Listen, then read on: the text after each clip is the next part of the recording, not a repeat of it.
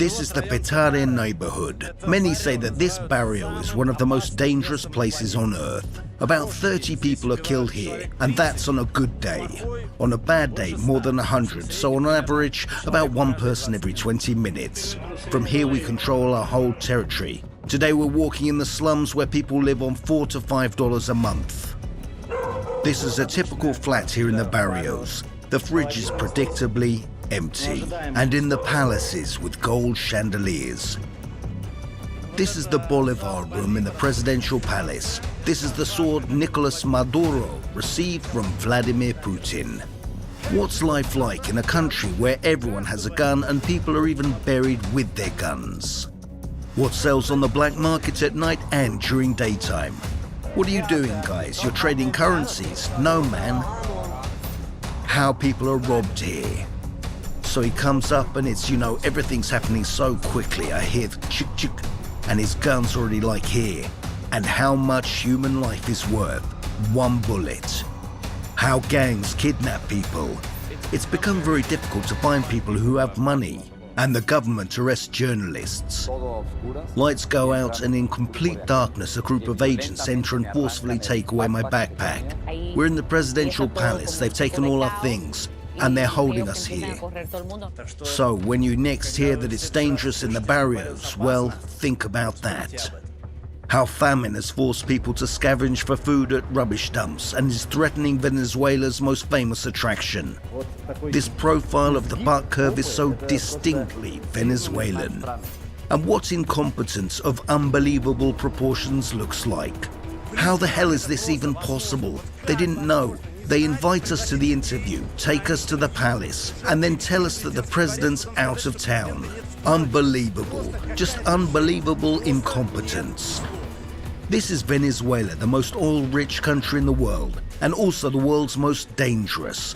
This is its most dangerous city, the capital, Caracas. And the most dangerous places in Caracas are the barrios, Las Minas, La Vega, Catia, 23 de Enero, and of course Petare, the black hole of the whole of Latin America. Today, we're walking here. Let's go.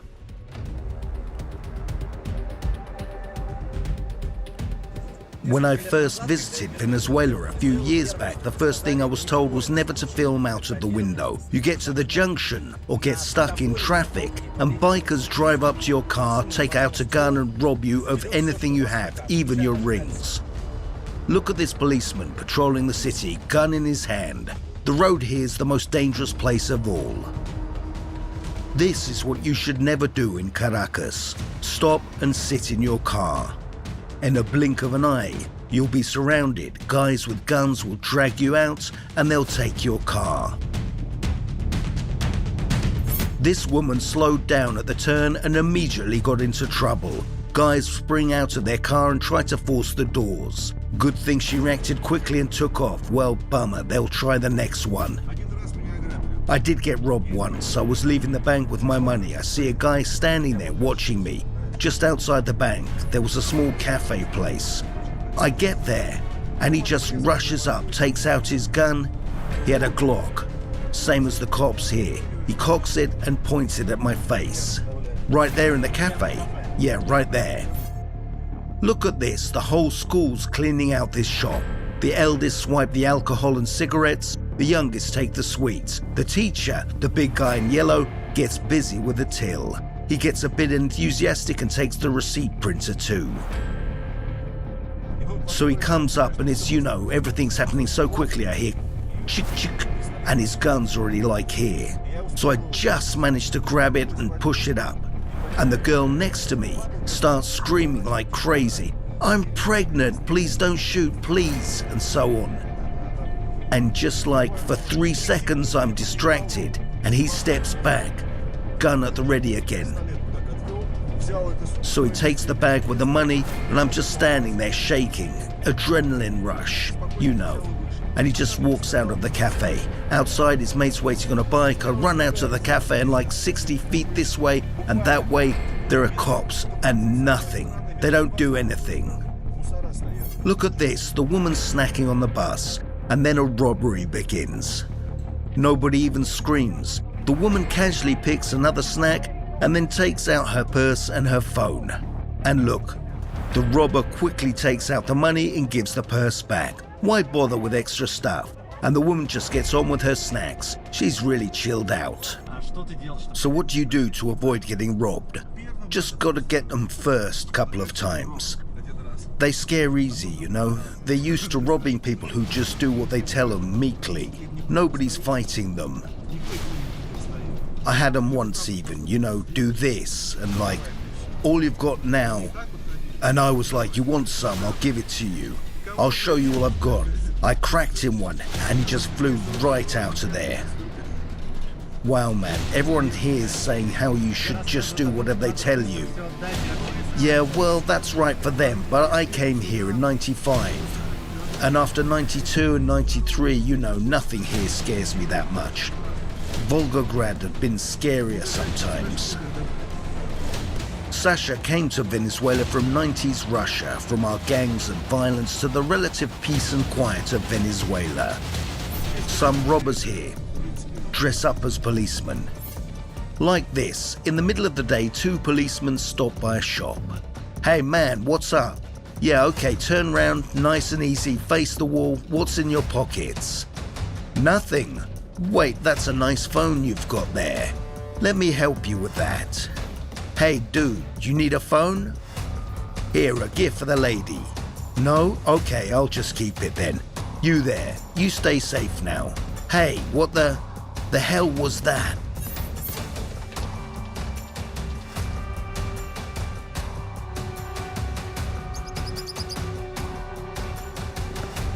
Most of the barrios are in the mountains, so the roads here are mostly stairways, up and down.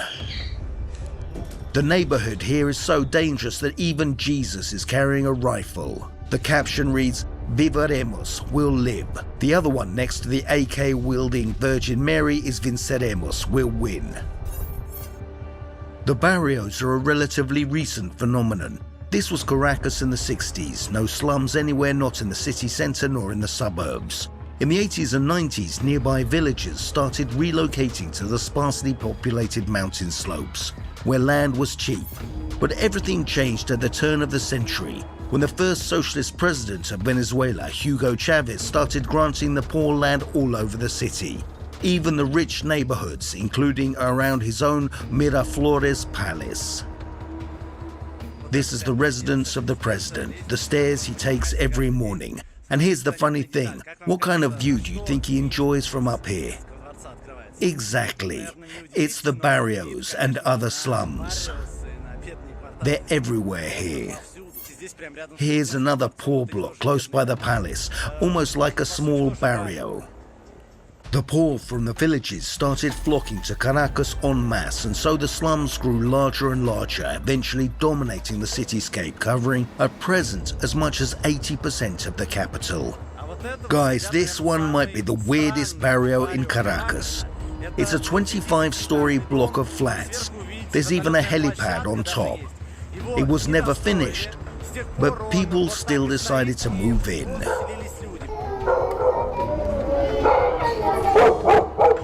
Look, some have tried to set up walls. Unbelievable conditions. Yeah, well, what are you gonna do? It's called the Tower of David, and even had a cameo in the US-produced Homeland TV series. The main hero had to lie low for a while, and while hiding he saw the everyday life of the inhabitants. But most barrios look like this, of course. Different coloured, rambling brick hovels piled up on one another. They're usually built like a Napoleon cake, layer by layer. New hovels built right on top of the old ones. This is what barrio architecture looks like. They first build one story, then they add another one on top of that, some even add a third, and a different family on each floor. There are no conventional numbers or mailboxes here. A conventional digital map is useless. So guys, look at these analog barrio maps. You've probably never seen anything like this before to keep tabs on who lives here, The authorities have to make these cardboard barrio mock-ups. We record who lives where, what their family's like, whether they receive help from the revolutionary government, whether it's their place or not, whether they have any troubles, how well they're doing. Here we have all the information on every district, so we, the revolutionaries, always know where we're needed. It's very important. The revolutionaries, by the way, is how the Venezuelan government call themselves. But even they don't stick their necks out in the barrios. The police always speed up here. The barrios are controlled by combat brigades, the so-called colectivos, biker gangs armed no worse than the army.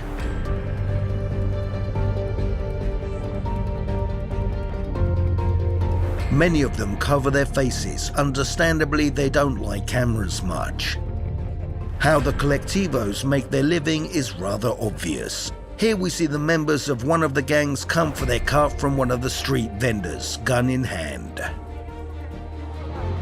The authorities turn a blind eye, and in return the colectivos help them keep the barrios under control. Politically too. I don't want to see no one in the street, understand? Tell everyone. I see any protesting here, there will be trouble, understand? Any protesters here are swiftly dealt with. Here the guys from the colectivos approach the opposition protesters. One of them gets off the bike and brandishes his gun. We've blurred it for YouTube. Another biker's circling around, gun at the ready.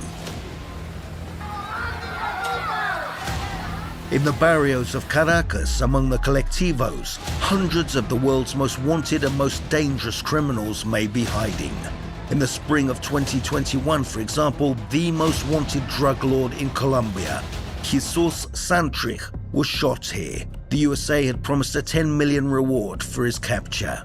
This is a photo of Santrich in the barrios of Caracas. He's in white. Next to him are his colectivo bodyguards. A journalistic investigation showed that these bodyguards were from the La Piedrita colectivo, led by Valentin Santana. The La Piedrita are in the top 3 most dangerous colectivos in Caracas, alongside the Tupamara and the Carapaica, each with more than 2,000 fighters, according to the media. They're armed with American AR-15s, Russian Kalashnikovs, and assorted handguns. Their leader, Valentin Santana, though, prefers Uzis. Here we see him carrying one. He's been charged with armed robbery, murder, kidnapping, and extortion. Chavez himself tried to crack down on La Piedrita and have Santana detained. We have a group, it's called La Piedrita. They say terrible things about them. They say that if they don't like somebody or if somebody stands in their way, that they'll kill them. Very strange to me. Very strange that Mr. Santana is still at large. The man should be detained. Because no one can threaten another with death. No one can threaten anyone here with death. But Valentin never even thought of hiding or lying low. I'm walking with my face uncovered.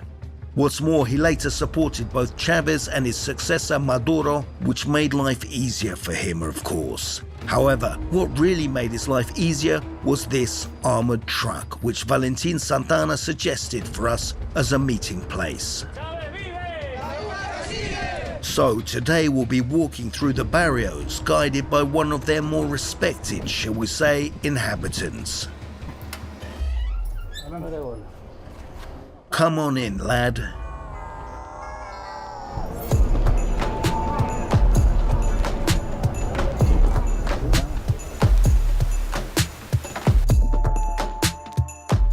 Let's talk a bit about why we're here in the first place. When 6 months ago the Venezuelan opposition leader and president of the National Assembly, Juan Guaidó, proclaimed himself acting president in place of Maduro, we requested interviews from both of them, but neither responded.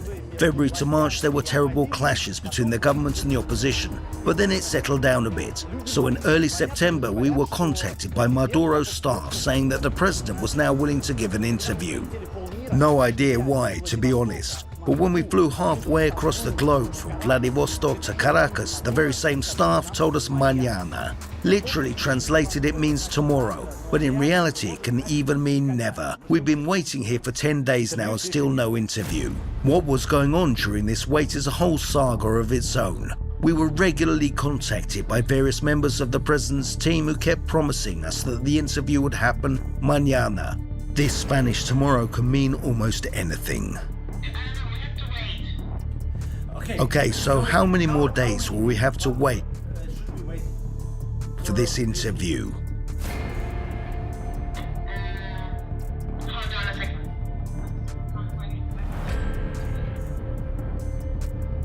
Okay, like I said, we have to wait until tomorrow. We'll call you. Okay. Thank you. I'm sorry now. Bye. Bye. Thank you. This is effing unbelievable. We've been waiting a whole week. I'm flipping sweating from this. This is just fucking bullshit.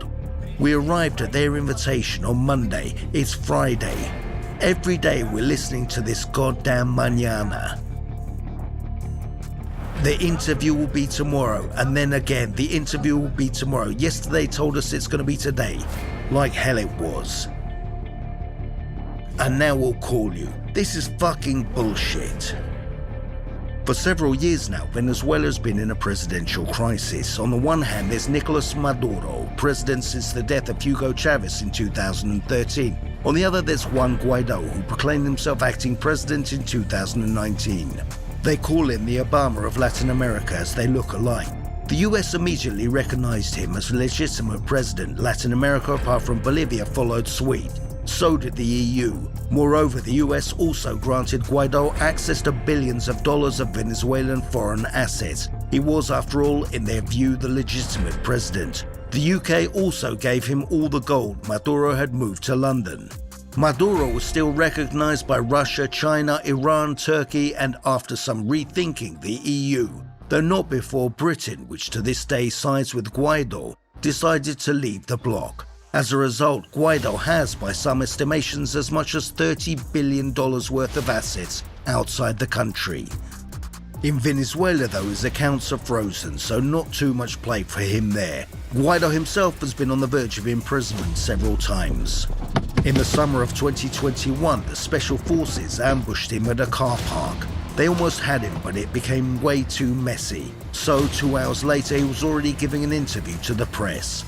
This is pure dictatorship. It's absolutely obvious who's behind this attempted arrest. Just to recap, the opposition leader in one of the most dangerous countries on earth a few years back proclaimed himself president, received the country's foreign assets, and calls for the government to be overthrown. And despite all that, he's alive, not in jail. He lives in his flat in the center of Caracas. He talks freely to the press and organizes protests from time to time. Curious thing, this Venezuelan dictatorship, isn't it? The country as a whole, meanwhile, is deprived of all of its foreign assets and is subject to a huge number of US sanctions. So consider this: to get the necessary medicine, COVID vaccines for example, Venezuela needs dollars. To get the dollars, it needs to sell some of its oil. But under the sanctions, nobody will trade with it. And even if they went against the sanctions and bought it, the dollars would immediately get frozen in the US banks. The sad upshot of all this is that Venezuela is running out of medicine and food and much, much more. The underground in Caracas has recently been made free simply because there's no paper for the tickets. There's simply nothing to print them on. The escalators don't work, not only in the underground, all over the country.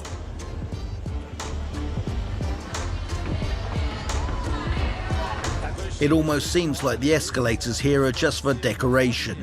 None of them work. The underground in Caracas is fairly new though. The trains are really modern, even the AC's working. They're quiet both in terms of noise and in terms of people. That isn't that surprising. The French built this system and these trains. Paris famously has one of the most advanced underground systems in the world. There's even a line with driverless trains. But in the last year, the Caracas Underground has become a mess. More than half the trains are out of order, the waits are terrible, and at the weekends stations are closed altogether. Filth, stench, and of course crime. Do you hear that siren? We wanted to wait for it to end so we could film in silence, but it was going on for more than 20 minutes, and there was no end to it. Some shop nearby was being robbed. People are calmly walking by. It's whatever. This ATM's obviously out of order. Almost all of them are. Again, it's because there's no paper to print on, and most foreign credit cards won't work anyway because of the sanctions. The shortages are everywhere. We're overtaking a car on the road and look at the wheels. There's simply no rubber for him to buy. And this, believe it or not, is an ambulance. This is in Maracaibo. This is how they transport patients because there are no other cars. They just get a pickup truck, put a bed in, and the patient goes on top, and a guy holding an umbrella to give at least some shade.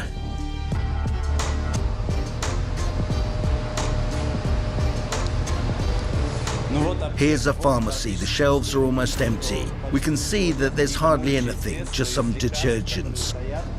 Of the medicines on the shelves, almost all are just alcohol-based liquids for disinfecting wounds. There are solitary bottles of water on the counters, some juice. Look, the shampoos are spread out so that they cover the shelf at least a bit. Right in the presidential palace, right here where we are now, there's a separate room where they have a strategic stockpile of medicines for 3 or 4 months. People come here and they're given these medicines free of charge because they would never be able to find them in the pharmacies. You heard that right. A strategic stockpile of medicines is kept on hand by President Maduro, and his team dispenses them to whoever he sees fit. Imagine queuing for drugs at the Kremlin or at the White House in Washington, D.C., or queuing at Buckingham Palace for Her Majesty's antibiotics. This is madness. Look, senor, I need medication. I've been waiting for 6 months to get it, but they won't give it to me. It's been 3 months since I gave all the paperwork for the medication, but it's still not coming.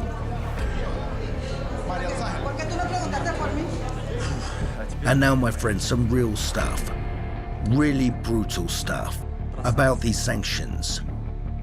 When the US froze Venezuela's money, they were, of course, trying to punish Maduro,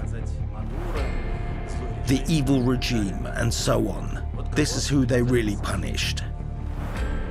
This little girl is a few months old.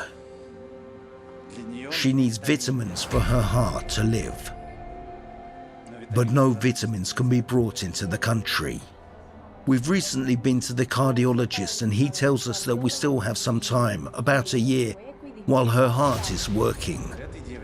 This girl has a broken leg and needs an operation, but they can't do the operation because all the necessary equipment is embargoed. We need medication as soon as possible so she can recover quickly. She has a very complicated condition.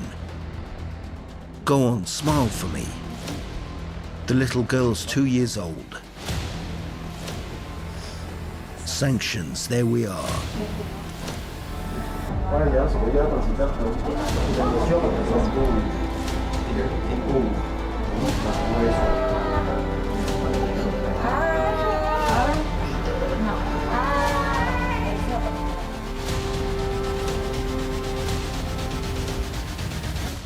We arrived at the palace to finally get the interview with Maduro.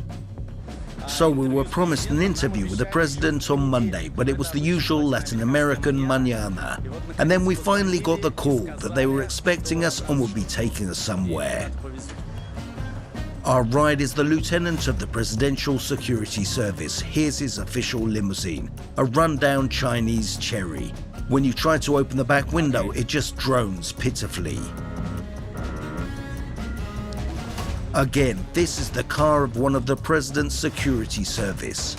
How much do you think this soldier with his guns and quite a few soldiers at his command makes? Well, his salary is $6 a month. Yep, that's what their salaries are like here. We'll talk about that later. There's a second set of numbers under the seat. I tried to find out what that's for, but the officer doesn't budge. I've been told these are used for robberies, but I have no proof, and I don't want to accuse anyone of anything.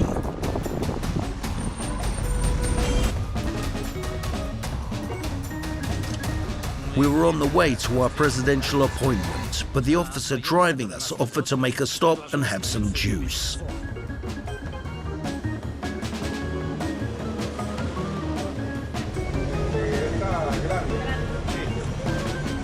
Let me get it.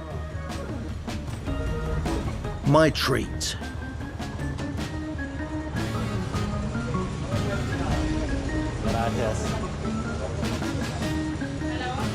It's called a tisana. You're supposed to both drink and eat it. A cup like this costs about 50 cents, by the way. So this treat cost the guy around a sixth of his salary. At least his official salary.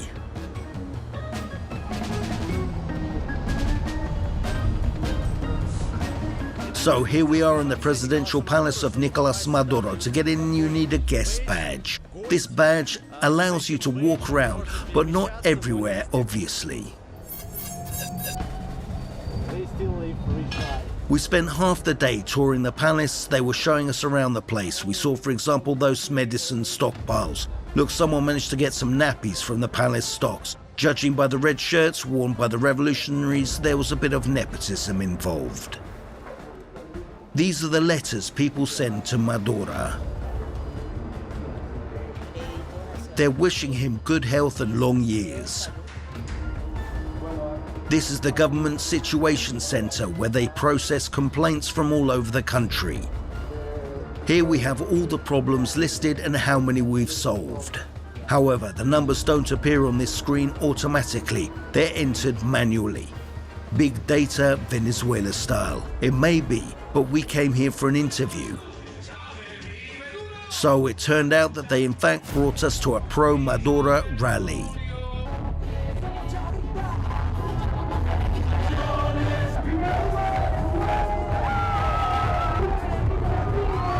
The Venezuelan president enters like a real showbiz star in a sports jacket singing. He can work the crowd for hours. Close by, you'll always find these guys with black briefcases. They're in fact armor-plated protection. There have been many assassination attempts on Maduro. One time they used a kamikaze drone to target him during one of his rallies. The president was quickly covered with these same briefcases. Most of the guys in his protection detail are Cubans, by the way. Venezuelans are less trustworthy, easier to sway for the opposition. The latest attempt, the one in 2020, was planned by US mercenaries. They themselves have spoken out about it. Today's May the 3rd, 2020. I'm Javier Nieto Quintero, and this is Jordan Goudreau. The speaker is a former Venezuelan Special Forces guy. The guy next to him is the owner of a private US security services company called Silvercore. At 5 today, we launched our bold and ambitious raid from the Colombian coast into the very heart of Caracas. Our people are fighting right now. The plan was bold: to quickly cross the sea border to northwest Venezuela and then use high-speed boats to reach the coast near the capital. Then, by way of mountain paths, get into Caracas, burst into the presidential Miraflores Palace and seize Maduro. The whole operation was named Operation Gideon, and it failed spectacularly. The whole group was detained, including the 2 US citizens. This is their photo en route to Caracas, their last pre-jail photo. National networks had a field day showing their IDs and their written confessions. And also, this contract claimed to be between Jordan Goudreau and one Juan Guaidó. Guaidó himself vehemently denied ever signing any such contract. Goudreau, though, after his operation failed, spilled all the beans. So at this point, because the contract has been completely fractured, and nothing has been upheld on the side of the opposition. Absolutely. So I mean, there is really no So you're contract. saying there is a contract? Absolutely. I've done everything that the contract outlined. The agreement, I have done everything. Let me see if you can read it. You can probably read it. The English version of the Spanish version. Which one do you want? You can clearly see that this is the same document that they were showing in Venezuela. Keep in mind, I haven't been paid a cent for any of this. Nobody paid me or my team. US officials continue to deny that they had any connection to the assassination attempt. There's a lot of buzz about toilet paper in Venezuela. Look, there are whole shelves of it. Not at all in short supply, but the price is staggering. $3 to $4 a pack. So, $1 per roll. And that's when more than 50% of Venezuelans live on a minimum wage.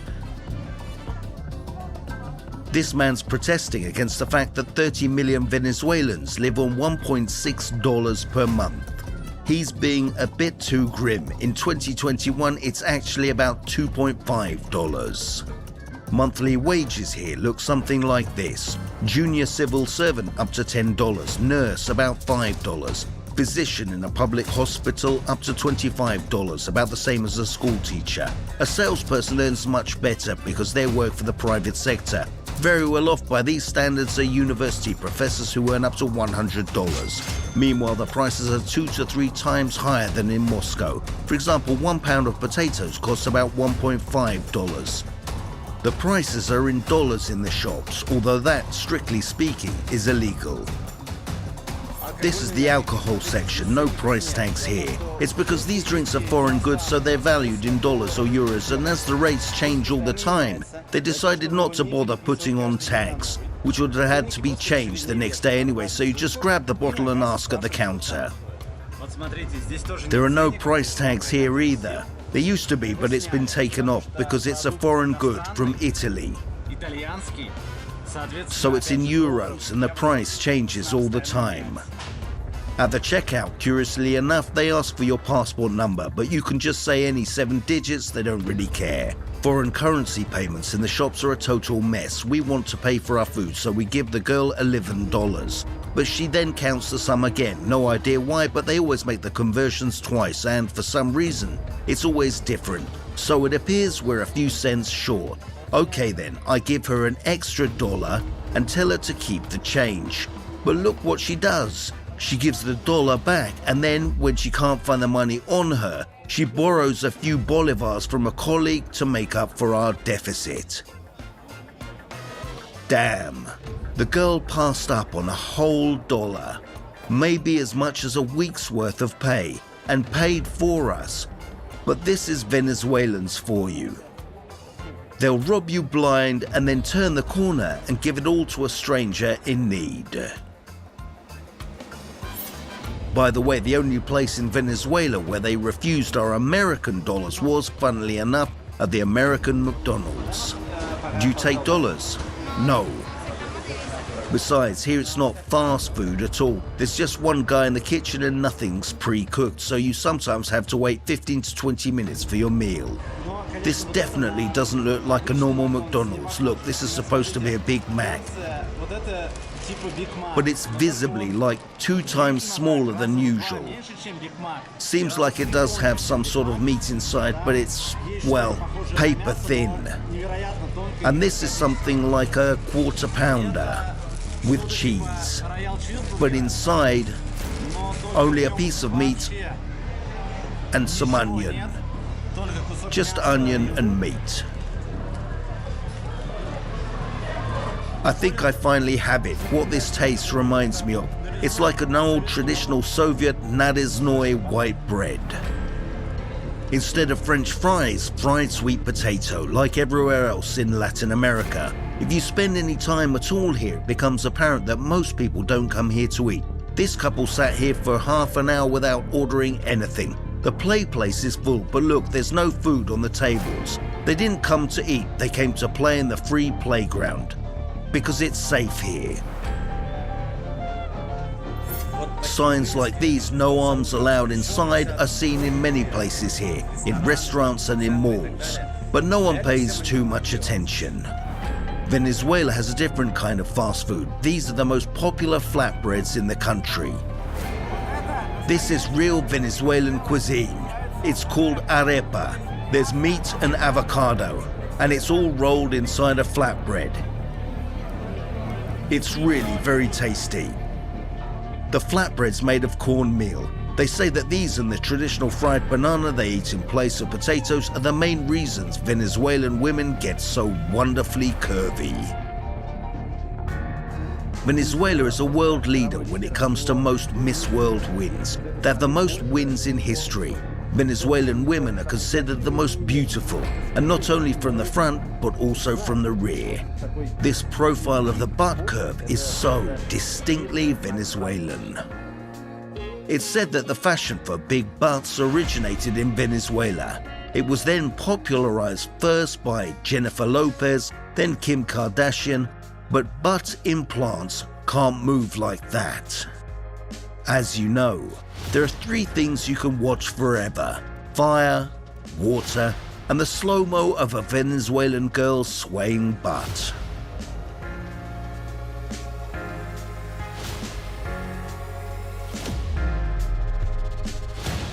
With the prices constantly changing, restaurants now have these beautiful special menus. Instead of prices, there are item codes here. Added to it is a simple, freshly printed sheet with this day's pricing. Easy to see, the price tag's been reapplied over the previous one. It used to be a different price, but then the price changed, and they simply put another sticker on top of it. Venezuela has had 6,000% inflation. The value of the national currency is not simply falling, it's crashing. What it means in practice is that in 2012, $1 was equivalent to this 2 Bolivar banknote. In 2019, $1 was valued at 20,000 Bolivar, 10,000 times more. After that, these banknotes were recalled and the currency was redenominated, so the dollar was again worth 2 Bolivars, but these were the new Bolivars. However, by the end of the year, the currency had again fallen to the rate of 20,000 Bolivars per dollar. But this 20,000 Bolivar banknote actually represents 2 million in old Bolivar. But even that's not the end of it. In a year, the dollar was worth 4.5 million Bolivar, which translates to 45 billion in old Bolivar. In other words, in 1 decade, the Venezuelan currency has collapsed by a factor of 22 billion. Imagine that, simply staggering. By the way, the government's recently again removed the zeros at the end. In an effort to try and hold down the exchange rate, the government restricted, or rather almost completely banned, the sale of foreign currency. Now it can only be bought on the street from guys like this. What are you guys doing here? You're trading currencies? No, man. 18 months ago, you could have faced jail time for something like this, and you still can. But they mostly let it slide now. It's common knowledge that petrol in Venezuela is practically free. This is how much they charge for 95. So 1 US gallon costs about 8 cents. Some people, if there's no petrol man around when they fill up, just throw the money in here. Let's see. 10 bolivars, another tenner, enough to get a full tank, but so little that no one ever steals it. But there are also these signs everywhere. Sale of fuel in jerry cans, bottles, etc. is prohibited. The problem's quite simple. There's a lot of petrol in Caracas and it's very cheap. But outside Caracas, there's practically no petrol at all. A gallon costs about $4, and that's if you can get it, which isn't easy at all. In short, petrol's dirt cheap in Caracas, but outside the capital, there's almost none. And even in Caracas, it's now just your first 40 gallons this month that costs 8 cents each. Beyond that, a gallon's $2. The queues for fuel are not hours, they're days long. These people even came with their own bedding. Many of them sleep in the shade by their cars. We've been here since 4 a.m. It's now 10, so I've been here for 6 hours now. And still no progress. No, none. What progress? Nobody's getting filled up. This is a bus queue and it's just getting bigger by the second. It's going to be several blocks long. And it's because there are practically no buses left. They're now in short supply. You won't find available bus routes on this stop. The routes change all the time. You have to ask this guy. He's in charge here because on his slip of paper he has the latest timetable. He's also the one who usually collects the fares. Many drivers and conductors these days refuse to carry any money on board. Small wonder. This is what a typical city bus looks like. Very old, of course. Looks a bit like our Paz buses. No AC inside, so it's boiling here, especially considering they cram the place to the brim. The fare in Caracas is 800 bolivars, about 4 cents. Even that's not the worst option. Here's a Venezuelan-style minibus, an old pickup truck loaded with as many people as it can possibly carry. Hopefully it gets you there in the end, but at least it's 3 times cheaper, so everyone's happy. The guys in this tipper truck are packed like sardines. These people trucks unload their cargo at bus stops. I kept expecting to see the back lifted and people dumped like sand, but no. Still, even these trucks are beyond some people's means, so many just have to walk. It's awful, just awful. Our entire oil infrastructure is ruined. Our oil refining is ruined. We had the biggest refinery in the world. It used to serve all our needs.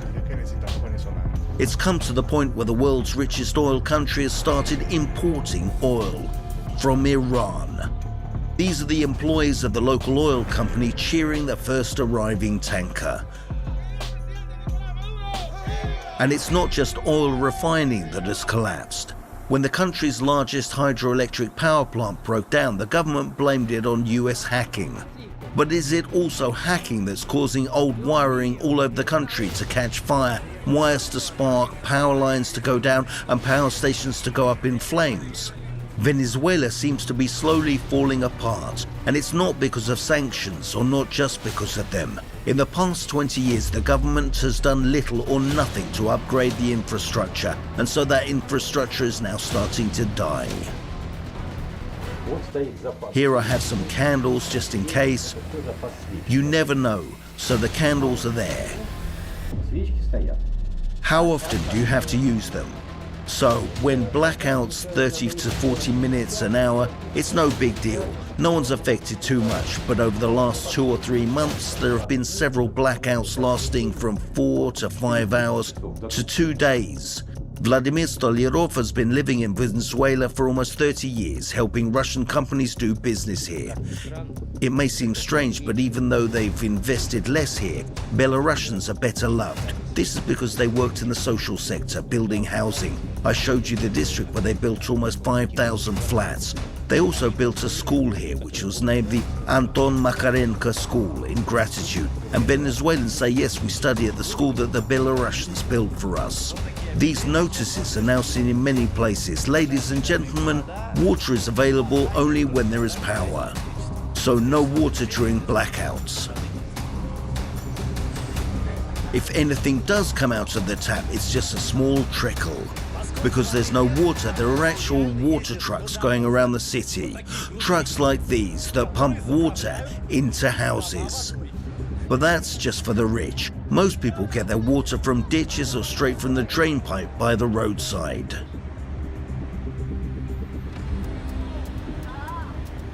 They're saying it's because there's no power, but how can there be no power in a country with the world's largest oil reserves?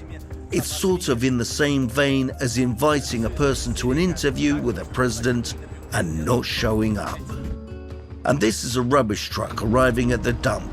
It's immediately swarmed. After all, there might be edible waste in the back. 6 months ago, they would buy up rotten meat at the market and soak it in vinegar or lemon. Now lemons have become a luxury, so they eat rotten meat straight from the bag. At the dumps, they're accused to the rubbish trucks, just in case there's anything only half rotten there. Grapes, potatoes. This girl got lucky. Someone threw away a half-full packet of crisps. Lucky indeed. I want to get a job, but there aren't any jobs. I don't like it here. It's bad and scary, but at least there's food. They'll still be looking for food come nightfall. But the bolivars, look, the bolivars are worthless here. They're literally chicken feed. This is a private club in the very heart of Caracas. It has a gorgeous view of the city. It was founded by Catalans back in '45. It's now quite hard to get in. Even if you pay a lot of money, you might not be allowed to join because it's such an elite establishment. So let's just see how this elite lives now. The toilet paper's only at the entrance. Now let's see what's inside. Running water? No running water. So, of course, there's no water in the toilets either. I'm not going to show you what's in there, but believe me, it's not too pleasant. Guys, just so you understand how bad it's become, we're in the bathroom of the presidential palace right now, see? This is the pass to the presidential palace, looks like this, and there's no toilet paper here, even here in the presidential palace. Now, do you think there's water in the tap? Yeah, sure there is. This, by the way, was when we were again invited to the palace for the interview. They said this time it would happen for sure. I put on a suit. But in the office, only Maduro's aide was waiting for us. Hi, how are you doing? Fine, thanks. Oh, you speak Spanish, nice. The aide told us that the interview would have to be postponed again. How's that possible? Why don't you bring your wife? She'll enjoy it here. Tomorrow, it's definitely going to happen. Yes, but you told me that yesterday. I know, I get you. How the hell is this even possible? They didn't know. They invite us to the interview, take us to the palace, and then tell us that the president's out of town. Unbelievable. When is this interview going to happen? No idea. We'll call you tomorrow. This endless flipping mañana. Just unbelievable incompetence.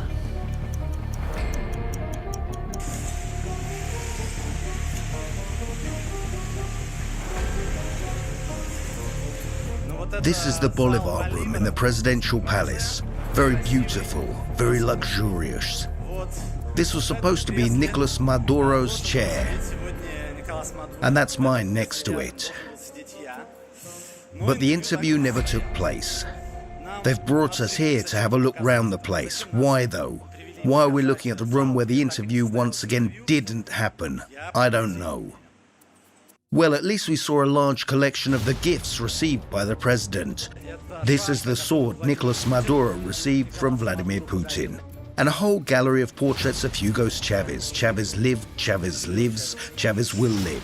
But mostly we saw lots and lots of grand rooms. How about this crystal chandelier under a gold ceiling, for example? This is a typical flat here in the barrios. This is where the children live, this is where they play, this is the cooking area. Let's see what's in the fridge. The fridge here is predictably empty. Well, half empty. Anyway, the only light in the kitchen is this lamp. And this light is the only one in the whole flat. The chandelier looks like this because light bulbs are impossible to get. I've got some corn grits, rice and pasta here. Lucia Lopez is showing the supplies for the week. There's not much protein in these, true. And now count the children living here. 1, 2, 3, 4, 5, 6, 7, and the 8th one crying out of frame. The dog barking is the downstairs neighbors, and above this aluminium roof live other people, another family. One curious detail, you'll never see any wardrobes in these flats. The clothes are laid out or hung all around the flat and outside the windows. Boys are sitting outside.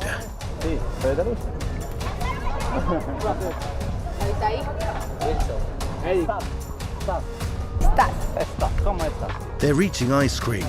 Look, it's in plastic bags. It's made with the simplest ingredients. Water poured into a plastic bag with milk powder, cocoa and sugar, and then a couple of hours in the freezer. No one here has the money for a proper ice cream, of course. And the biscuits in the boys' laps are just corn flour with cocoa and sugar, not even baked.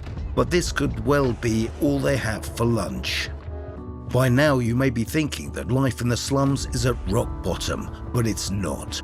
People move to the barrios for a better life, because the villages they were born in look like this. Houses made of hay and clay, no light at all, and bananas for breakfast, lunch and dinner. State price regulation has ruined agriculture. In a country where you can collect 3 harvests a year, there's now a famine. At least in the barrios, there is light, although not always. Some sanitation and water, schools for the children, and most importantly, food. Hugo Chavez started handing out food parcels and introduced free lunches. This is the kind of meal every barrio resident in Caracas can get for free. It is, in fact, one of the only ways people survive here. Today there's pasta, some mushy beans, and a slightly suspicious-looking chicken. Still, it's actually not that bad. But today, even these public canteens are slowly running out of food. Valentin Santana's taking us into the Holy of Holies in the barrio, the Colectivo's command center. Look, this is our base of operations. From here we control our whole territory. See the cameras? The whole barrio's covered by these cameras. So you control the whole barrio from here. The whole barrio and beyond. We also monitor the surrounding area. Here they have gas masks, military helmets, and of course, piles of guns. Don't film that, turn it off. Before we arrived, the men had clearly been told to put away their guns, but look, they didn't bother to take off the clip holsters, for example. And now Santana's taking us into his own private premises. Look at the view from his house in the barrio. He has a greenhouse with vegetables, his own pigsty and chicken coop, and even a live crocodile. You may be surprised to learn that the people in the slums almost worship the fighters of the Colectivos. They're not just shooting here, they've taken on all the responsibilities of government. They're also giving people treatment, especially now when there's a pandemic and nobody has money or medicine. We're entering the hospital run by Santana and his men. This is a hospital for the locals. It has everything they need, free of charge. And now one of the men's taking us to a small house. This boy's name is Juan Carlos. Next to him is his aunt. Every barrio has a house like this, and more than just one. It is essentially a guest house with all the amenities. There's a washing machine here, and here's the kitchen. It's currently the home of Juan Carlos. These houses are for people who come to Caracas because in their hometowns, there's no medicine, or no food, or no doctors, so they need to stay in Caracas. Juan came from his village to see a doctor. He'd recently fallen and broken his arm, but that's hardly the worst of it. Juan has brain cancer. Yesterday he saw the doctor. They can't do the operation.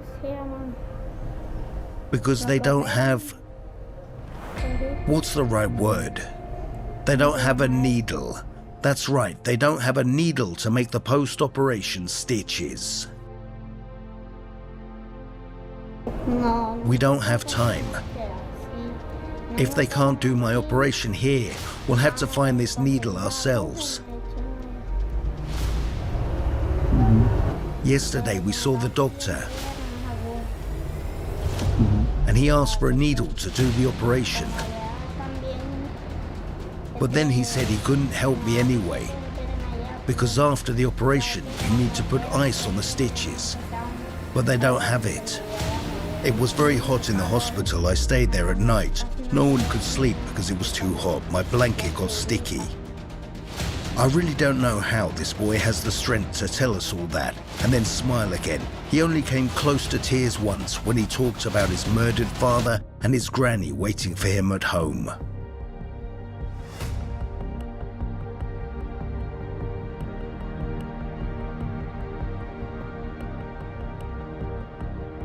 They're staying in these houses free of charge. The members of the Colectivos help them with food, with transport, with everything they need. So when you next hear that it's dangerous in the barrios, well, think about that. This isn't meant to justify the robberies and murders committed by the Colectivos. It's just that life is more complicated than just black and white. For example, the leader of the Tupamaro collective, Alberto Carrias, was one of the most zealous fighters against the drug mafia in Venezuela, in his own way, of course. alguien que vende droga no tiene derecho, y alguien que distribuye droga, que destruye vida de niños, de ancianos, de jóvenes, no tiene derecho a nada, a la vida. Bam, bam. Tell us what you think about the colectivos in the comments below.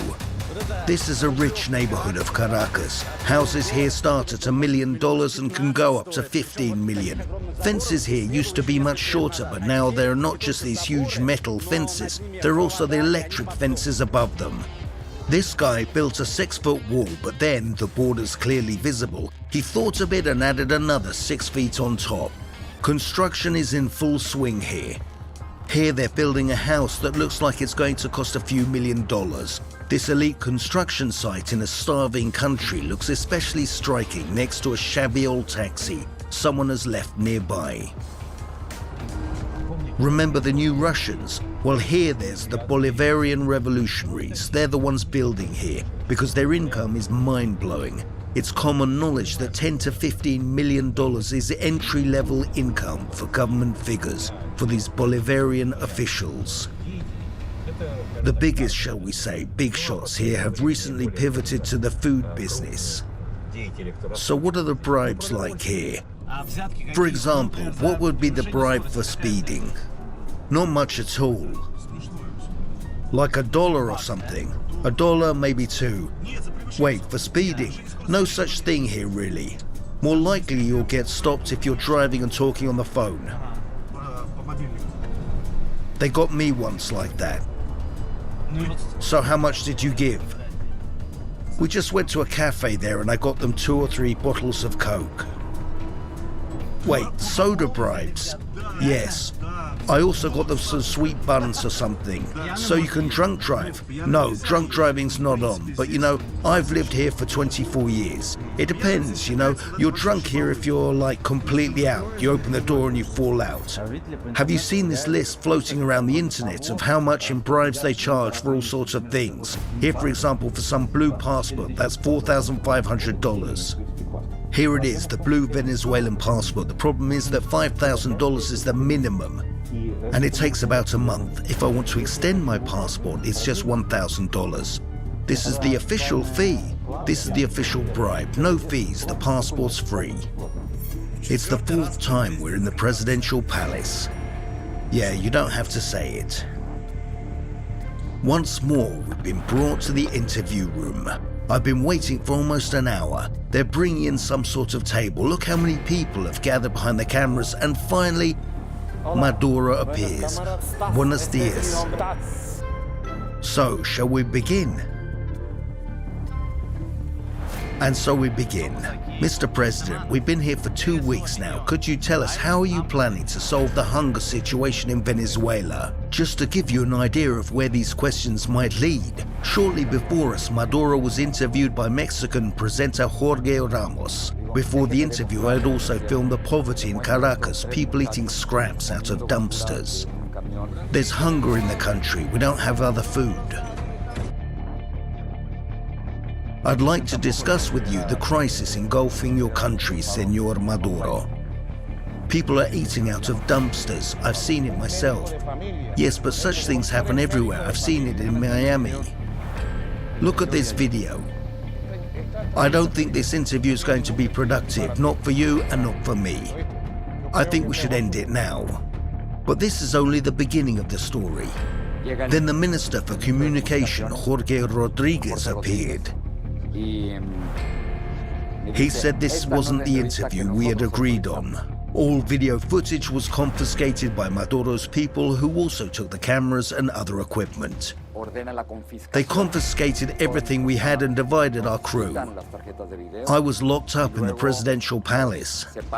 I asked whether we were under arrest. We're journalists, we were just doing our job.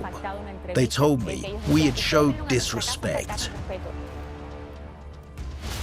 A group of agents came in and took away all my things, including my phone. They called some woman to search me to make sure I didn't have anything hidden. The woman patted my breasts and put her hand inside my pants. I wasn't actually scared, you know, I was furious. The journalists stayed locked up inside the palace for almost a full day. Urgent news. At this very moment, a group of our channel's journalists headed by a presenter, Jorge Ramos, is most likely held against their will in the Venezuelan presidential palace. The journalists were released in the morning. They were put in cars straight to the airport and out of the country. Jorge Ramos only managed to get his footage back much later, and only because he had friends in Maduro's team. So here we are several days later asking the very same question. We've been here for 2 weeks now. Could you tell us, how are you planning to solve the hunger situation in Venezuela? In Venezuela, we're tirelessly fighting against the injustice inflicted on us, fighting against the poverty, and we're starting to win this fight. In spite of the economic pressure put on us, the blockade we find ourselves in, we're maintaining the level of social protection. We have a program, a unique program. We're distributing free food to 6 million families. And we have a new food program. We've started distributing animal protein in addition to the existing food parcels. But how can you survive here when a pound of potatoes costs about $1 and the average salary is less than $10 a month? As I've told you, we have an unemployment protection program, an income protection program, a program that feeds 6 million families. Well, I think you get the picture. There are no problems in Venezuela. Surprisingly, we were allowed to leave Maduro's palace freely. Evidently, this is a friendly gesture towards Russia. So here then is the key question. Is Russia, which has so often supported Venezuela, doomed to repeat its fate? Russia and Venezuela are often lumped together, and indeed there are many similarities. Venezuela is an oil-rich country, and so is Russia. Venezuela has had just 2 presidents in the past 20 years, and so has Russia. Venezuela is not on good terms with the United States. Russia's not doing too great in that department either. So then maybe Russia too is heading for a famine. This is just my opinion. I think there's one major difference between Russia and Venezuela, and it's this. Whose house is this? Expropriated. Whose shop is it? Expropriated. This is Hugo Chavez solving the country's economic woes. A shop's raising prices. Shop expropriated. The flats cost too much? House expropriated. The farmer's not bringing pork to the market. Farm expropriated. In the end, everything's been taken. Great job, people cheering. But in the long run, the prices stayed the same. It's just that the country where it's summer year-round is now starving. This building here is a hotel you bring girls to. It's called Aladdin, owned by the Arabs, by the way. Really?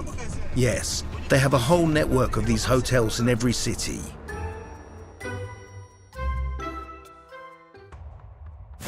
It's highly inadvisable to go out on the streets of Caracas at night, especially as I'm doing it right now with a phone in my hand. They can snatch it, and that's the best case scenario. They can shoot you and take it off your body. So it's possible that if you're watching this video, it's been edited by my cameraman. Old jeans, t-shirts, slippers. This is the black market in the slums of Caracas.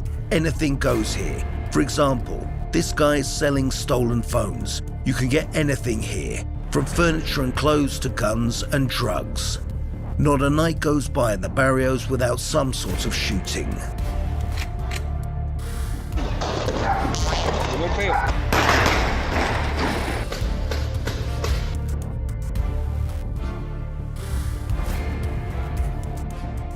The guys cover their faces, asking that we don't give their names. They're human traffickers. Here's where we keep the kidnapped. These kidnappers are also feeling the crisis. Look what one of them's armed with. Just a simple pipe. You disassemble it like this, then load it with an incendiary rocket or just a firework and then fire. This gun today cost $1,500, and a year ago I got it for $600. Everything's getting more expensive, so we have to ask for bigger ransoms. 2 years ago it was $10,000 for a person, now it's $20,000. At night the barrios come alive. People come back from work, many go to bars, and many play dominoes like this. For a foreigner, it's really quite dangerous here at this time, so don't try it yourself. Although if you know your way around the dominoes, you might just pass for one of the locals. Dominoes are the main source of entertainment in Venezuela. But this guy's just taken out a really cool thing. It's a local cactus vodka. It's called cocuy. It's sold on tap and it's a silent killer. That's right, the cocuy. It's a purely Venezuelan drink made from green agave plants. It's very similar to tequila. That's why it's sometimes called the Venezuelan tequila, but believe me, this is much, much better, and it's almost impossible to find outside Venezuela. Seriously guys, Venezuela's rich not only in oil. There's lots to see here. The world's tallest waterfall, Angel Falls, almost 3,000 feet of falling water dropping over a majestic plateau. Very few people come here due to its inhospitable location. The beaches, smooth sandy transitions between the islands, the best ever fishing on the Orinoco River next to the sand dunes. The best street art in the world, trust me, especially in the barrios. Here you'll find the AK-wielding Jesus we've already shown, and abstract art like this. These streets are made for walking. With a camera you can spend the whole day here and not notice. Venezuelan rap needs an episode of its own. There are so many incredibly talented guys here. As a bit of a joke, I'll leave you with a real Venezuelan gangster. Fin de semana y esto es una rutina.